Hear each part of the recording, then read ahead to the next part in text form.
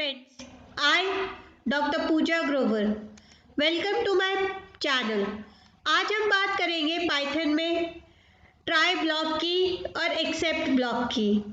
Try block के अंदर हम उस कोड को लिखते हैं जिसको हमें चेक करना होता है कि उसमें एरर एग्जिस्ट कर रहे हैं या नहीं, और एक्सेप्ट ब्लॉक में हम वो कोडिंग करते हैं जो हम चाहते हैं कि एग्जीक्यूट हो अगर कोई एरर जनरेट होता है प्रोग्राम के अंदर तो।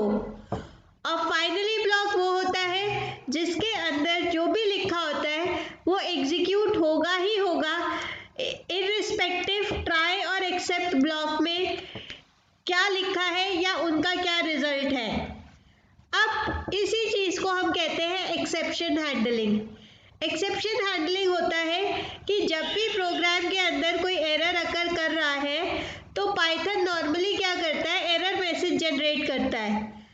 उन एरर मैसेजेस को किस तरीके से हम हैंडल करते हैं अपनी प्रोग्रामिंग में, that is called exception handling, और ट्राई ब्लॉक उसी के लिए यूज होता है। अब बात आती है कि ट्राई ब्लॉक को यूज कैसे किया जाता है। फॉर एग्जाम्पल, अगर मैंने एक वेरिएबल x डिफाइन कर रखा है और वो मेरे प्रोग्राम में एग्जिस्ट नहीं करता, तो हम कैसे लिखेंगे, try print x except print an exception occurred.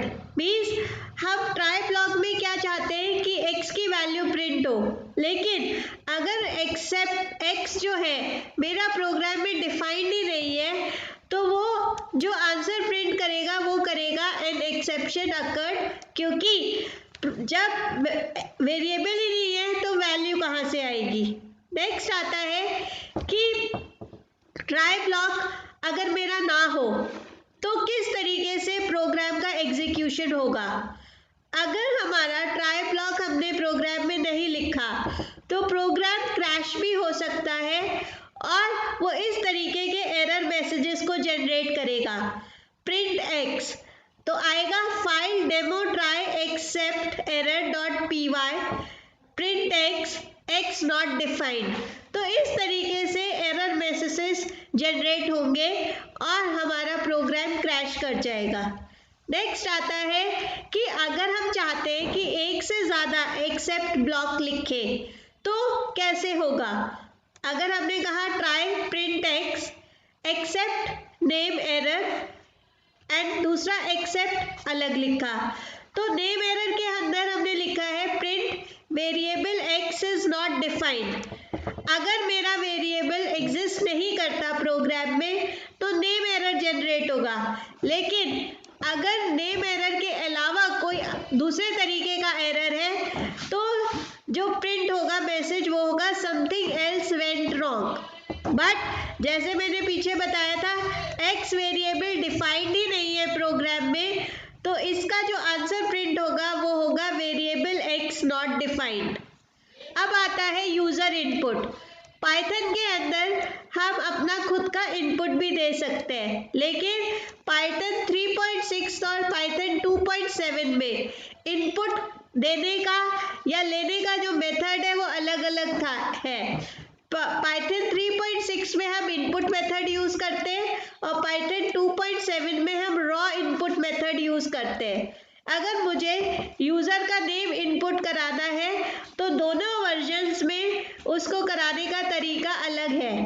Python 3.6 में हम क्या कहेंगे, user name equals to input enter user name print user name is plus user name. तो वो क्या करेगा, आपका यूजर नेम जो है वो उसको ले लेगा। और 2.7 में वो कैसे देगा, user name equals to raw input enter user name. तो यहाँ पे जो फंक्शन यूज हो रहा है वो हो रहा है रॉ इनपुट, और यहाँ पे जो फंक्शन यूज हो रहा है वो हो रहा है इनपुट। अब पाइथन के अंदर हम फॉर्मेटिंग भी कर सकते हैं by using the format method. Format method क्या होता है, उसके थ्रू हम जिस तरीके से भी चाहें हम अपने टेक्स्ट को डिस्प्ले करा सकते हैं, और उस फॉर्मेट मेथड के साथ हम प्लेस होल्डर्स को यूज करते हैं। प्लेस होल्डर्स होते हैं हमारे करली ब्रेसेस या ब्रैकेट्स, जिनके अंदर हम वैल्यूज पास करते हैं जिस तरीके की फॉर्मेटिंग हमें चाहिए। अब जैसे हमने यहाँ पे लिया है price 49, text the price is place holder dollars, तो मीन्स यहाँ पे जो आंसर आएगा वो आएगा द प्राइस इज $49। ये जो प्लेस होल्डर है ये रिप्लेस हो जाएगा 49 से, जो कि हमारी वैल्यू है प्राइस की। और इसको रिप्लेस करने के लिए हम प्रिंट स्टेटमेंट में लिखेंगे print txt dot format price. तो प्राइस जो वेरिएबल है वो प्लेस होल्डर की जगह को ले लेगा। उसके अलावा अगर हम चाहें, हम प्राइस के बाद ये चाहते हैं कि डेसिमल पॉइंट के बाद दो जीरोज आ जाए या 2 zeros शुड कम, तो हम उस टाइप की फॉर्मेटिंग अगर हम चाहते हैं 2 डेसिमल वैल्यूज की, तो हम कैसे लिखते हैं the price is :2f। So what it will do, ये जो आंसर प्रिंट करेगा वो करेगा the price is $49.00, means it has formatted the price with 2 decimal values. अब हम चाहें तो एक से ज़्यादा वैल्यू को भी पास कर सकते हैं फॉर्मेट स्टेटमेंट में, जैसे print text dot format price comma item number comma count. अब अगर हम ऐसा करेंगे तो ये किस तरीके से वैल्यू प्रिंट करेगा, ये प्रिंट करेगा हमारी तीनों चीज़ें, जैसे the price is 49, item number is 567 and quantity is 3। अब हम चाहें तो ऐसे भी इसको लिख सकते हैं आई वॉन्ट करली braces pieces of item number placeholder for .2f, so it will print I want 3 pieces of item number 567 for $49.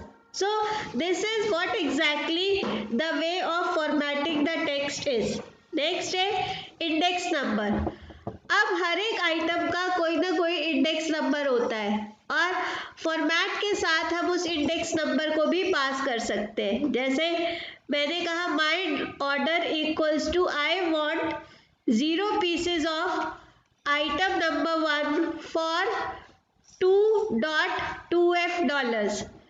अब मैंने किया print my order dot format quantity comma item number comma price, so it will write I want 3 pieces of item number 567 for $49.00। अब हम ये भी चाहते हैं कि एक से ज़्यादा बार मैं सेम इंडेक्स नंबर को यूज़ करना चाहती हूँ, तो वो भी यूज़ किया जा सकता है। जैसे यहाँ पे एग्जाम्पल में दिया है text dot his name is 1.1 is 0 years old, और टेक्स्ट डॉट फॉर्मेट में हमने पास किया है age comma name, so it will print his name is John is 36 years old। तो यहाँ पे जॉन की वैल्यू 2 बार आ रही है क्योंकि यहाँ पे इंडेक्स नंबर 11 2 बार यूज किया गया है।